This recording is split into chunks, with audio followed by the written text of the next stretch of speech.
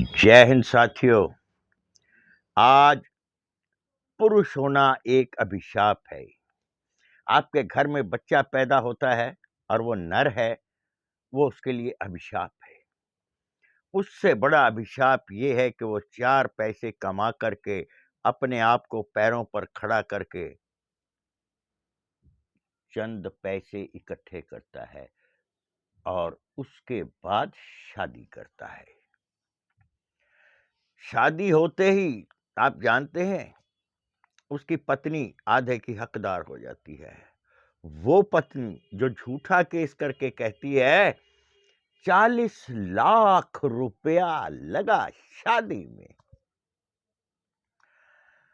बेवकूफ लड़की का बाप या लड़की की मां या वो लड़की जो झूठ बोल रही है, 40 लाख में एक बहुत अच्छा फ्लैट लड़की के नाम लेकर दे सकते थे। नहीं, मुझे खर्चा चाहिए। खर्चे की रवायत चल पड़ी है अदालत में। समानता का अधिकार मांगती हैं, भीख मांगते लज्जा नहीं आती इनको। पुरुष का जीवन, एक माँ बाप अपने बच्चे को मेहनत कराते हैं, पढ़ाते हैं, लिखाते हैं, उसको किसी ओहदे के काबिल बनाते हैं। स्ट्रगल करता है जब वो बच्चा होता है, फिर स्ट्रगल करता है जब वो युवावस्था में आता है। शादी होने तक वो अपने पैरों पर खड़ा हो सकता है, फिर उसकी पैर पर कुल्हाड़ी मारने के लिए झूठा केस करने वाली एक बहू आती है, पूरे परिवार को खंडित करने। जहां 2 भाई प्रेम से रह रहे होते हैं, उन भाइयों में फूट डालने। आज वो सगे भाई एक मां के पेट से पैदा हुए इकट्ठे नहीं रह सकते। कारण है 376 लग जाएगी। और कोर्ट में जाकर के, पुलिस थाने में जाकर के ये बोलती हैं, मेरे देवर ने या मेरे जेठ ने मुझसे बलात्कार की कोशिश की। हुआ नहीं है, कोशिश की। कैसे कोशिश की? मैं कमरे में कपड़े बदल रही थी, ये ऊपर से आ गया। उल्लू की पट्टी, झूठा केस करने से पहले इतना तो सोच ले, क्या तू दरवाजे की कुंडी बंद करके कपड़े नहीं बदल सकती थी? या जानबूझ के खोल के रखा था कि आए और मैं बलात्कार का दोष लगाऊं? अब बाहर से अंदर आने वाले को तो पता नहीं है ना कि अंदर क्या हो रहा है। ऐसे ऐसी बातें लिखी होंगी जिनका कोई महत्व नहीं है, कोई तर्क नहीं है। जजेस जानते हैं, पुलिस वाले जानते हैं कि ये तर्कहीन आरोप लगाए जा रहे हैं लड़कों पर, मगर संविधान ने इनको ताकत दी है।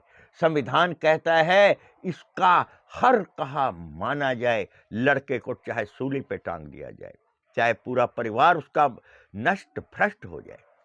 2-2 हजार, हजार किलोमीटर दूर से रिश्ता मिलता है, वहां जाके केस करती हैं, पूरा लड़के का परिवार वहां जाके धक्के खाता है।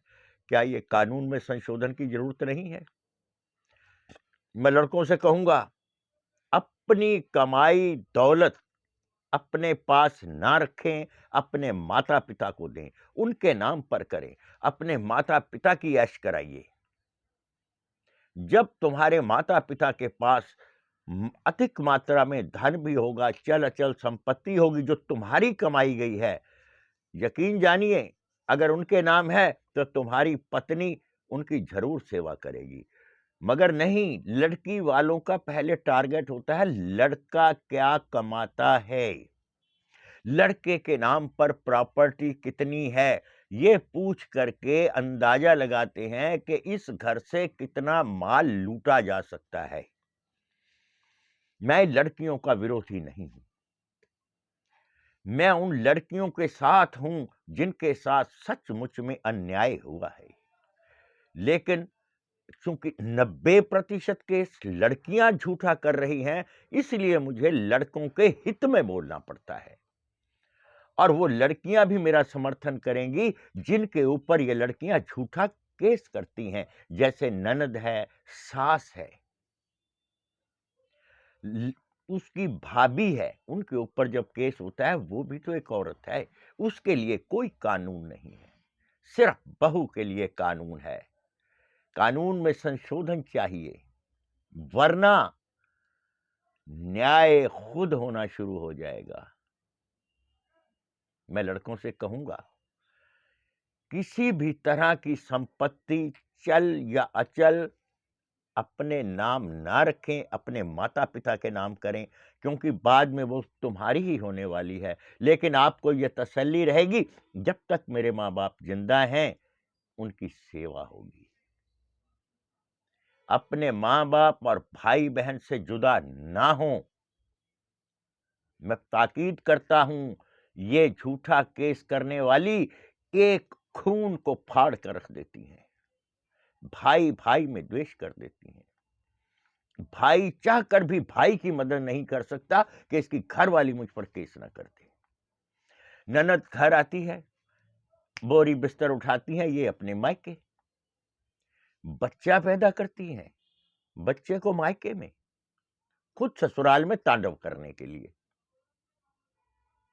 जिस माँ बाप ने बच्चा छोटा सा पाल के इतना बड़ा किया होता है और उसके बाद उस पर कोई आस होती है, उस आस का क्या ये कानून सोचेगा कि माता पिता के अधिकार हैं, या तीसरा हिस्सा पैसा दे दिया और हक खत्म।